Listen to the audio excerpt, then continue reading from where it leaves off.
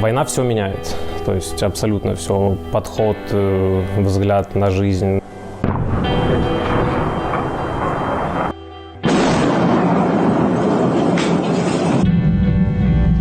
Самолет прямо над нами сбили. В 2014 году я убежал от этой войны, не понимал, что происходит.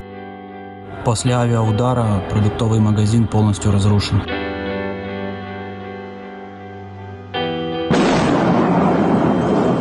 Проснувшись вранці від вибухів, і мої діти почали плакати, не розуміти, що сталося. Это была моя комната. 8 марта. Сумская улица, Харьков, родной. Я благаю, прошу зупинитись всіх росіян, я не знаю, піднятися і зробити це разом. Ми всі справді... Сейчас прохожу подготовку, то есть учусь обращаться с оружием, тактики ведения боя какого-то. Я поеду, собственно, как любой украинец, который находится здесь, за границей, то все вернутся.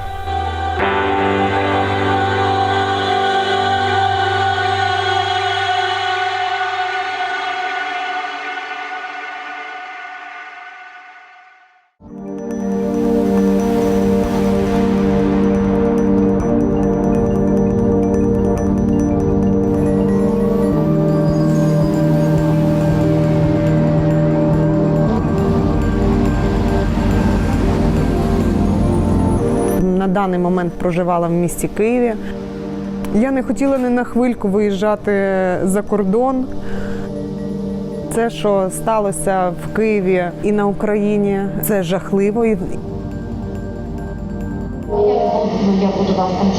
Мама. А як ти її скинеш? У тебе буде зв'язь? Зв'язь. Ще кого там? Так, ви мене там чекайте. Добре, зараз буду виїжджати. Давай. Хоча ми морально були готові до того, що Росія могла зробити на Україну таку агресію, але ніхто ніколи не міг по-справжньому в це повірити. Тобто ми до кінця надіялись, що цього не відбудеться. Значит, прогретый, куда ему направляться, если он должен? Корпус и роддом.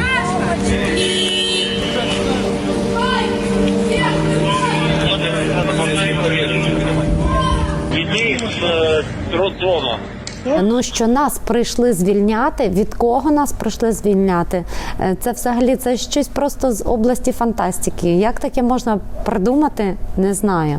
Я з міста Луцька, тут я з 2 дітками, 6 і 11 років. Осінню молодша дитина мала йти до школи. Хочу сказати теж, що дуже хочу додому, дуже хочу до чоловіка, до батьків. Там в мене 2 брата, там в мене моя квартира. Ну, там взагалі все, абсолютно все, що ми мали, воно зараз обстрілюється. Це неправильно. Дуже гімнастична дівчина. А ну, зроби яблучко.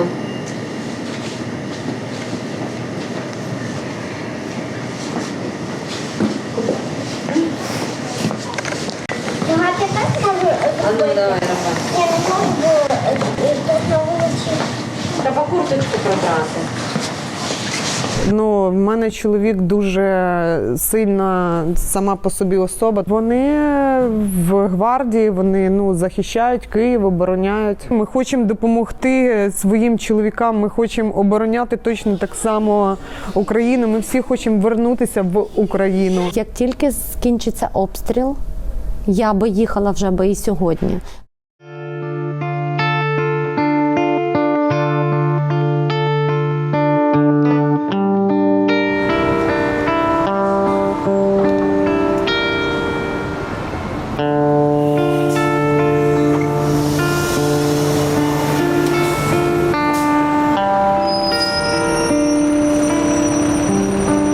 Я вырос на Полтавщине, я Юрий Шиф из Хайфы, еду в Украину. В первую очередь я хочу помочь, в принципе, всем людям, нуждающимся в помощи. Нормально пароли. Вот. Косоглазые фашисты. Центр города. Центр города, драмтеатр рядышком. Я вважаю, що ми повинні докласти всіх зусиль. Я маю на увазі жителів, громадян різних країн, об'єднатися і докласти всіх зусиль, щоб зупинити цю біду. У мене є сім'я в Україні теж, часть сім'ї в Україні, часть сім'ї в Израиле. У меня очень много, по всей Украине много друзей.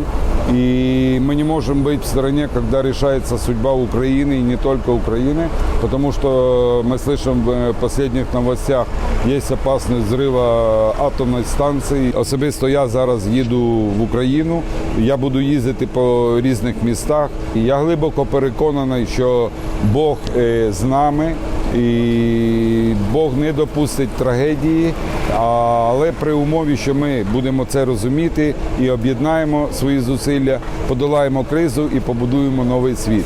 Слава Україні! Стыдно мне находиться здесь. То есть, как только началась война, каждый день я чувствую какой-то стыд за то, что я здесь, а не, собственно, там не помогаю.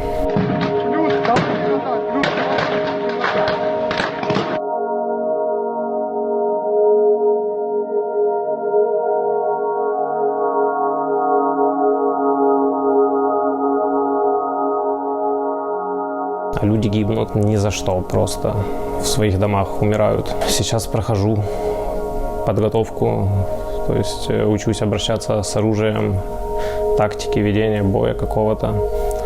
Я поеду, собственно, как любой украинец, который находится здесь, за границей, то все вернутся и будут за свою землю стоять стеной. Tu chodzi o to, że to wszystko jest fake, że żadnych dziewczyn tu obok niego nie ma. To wszystko zrobione na chromakeju. No, raczej po prostu oni nagrali najpierw Putina, a potem tych kobiet. No bo wygląda na to, że no zobacz, no, ten mikrofon to jest fake.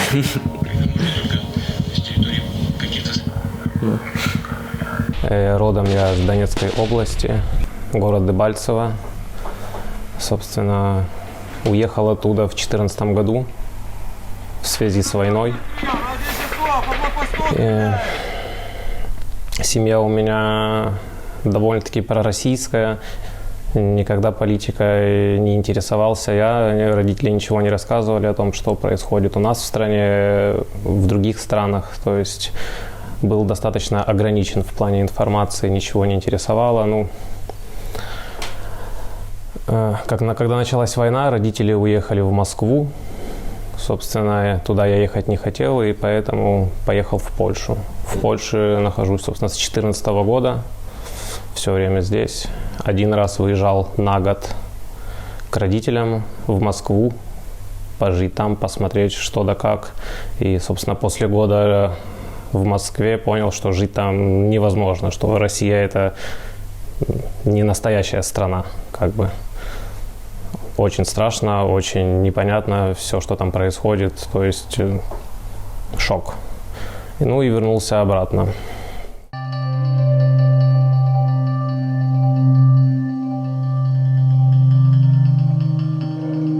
Я надію, що взагалі ми ще колись їм подякуємо, тому що я все-таки вірю в те, що через пару тижнів ми почнемо процвітати і станемо на 20 років вперед ще. Того ми відбудуємо місця, відбудуємо все. І покажемо всьому світу, що ми сильні, ми змогли це все перебороти. І слава Україні! Героям слава! Хочу дуже подякувати нашим воїнам, захисникам. Ми в них віримо, ми їх цінуємо, любимо. І дай Бог їм сили, терпіння і Божого благословіння.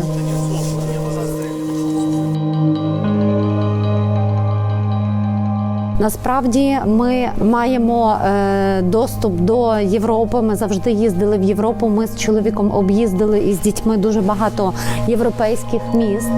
І як я завжди кажу, ми нормальні люди, ми європейці. Ми ніколи ніде не робили шкоди, тому що ми були європейці просто не по документам, А зараз ми будемо європейцями вже по документам. Родители мои достаточно аморфны и как бы вне политики, то есть как бы, ну, а сейчас нельзя быть вне политики. То есть война идет, настоящая война, людей просто убивают в своих домах, у себя же на земле, это в голову не лезет.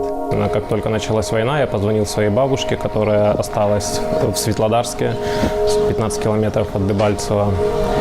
И она мне рассказала, что, собственно, разговаривала с матерью с моей. И, как я понял с ее слов, позиция родителей радикально отличается от моей и от позиции любого уважающего себя украинца. То есть родители говорят, что так и нужно, собственно, убивать этих бандер. То есть каких бандер, о чем речь?